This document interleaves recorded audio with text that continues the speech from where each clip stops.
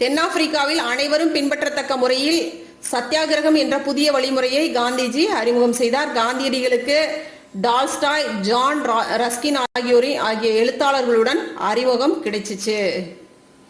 Ruskin அவர்களால் பெரிதும் ஈர்க்கப்பட்ட காந்தியடிகள் பீனிக்ஸ் குடியிருப்பையும் டால்ஸ்டாய் பண்ணையையும் நிறுவினார்.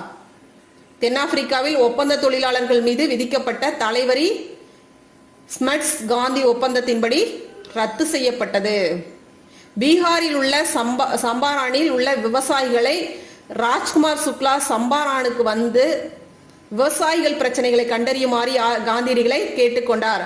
அப்ப சம்பாரான் இந்த பிரச்சனையை தீர்த்து கொடுங்க அப்படின்னு சொல்லி கேட்டது யாரு? ராஜ்குமார் சுக்லா காந்தியடிகள்கிட்ட கேட்டது. பீகார் சம்பாரான் பிரச்சனையில் காந்தியடிகளுக்கு உறுதுணையாக இருந்து செயல்பட்டவர்கள் ராஜேந்திர பிரசாத், பிரஜ் கிஷோர் பிரசாத்.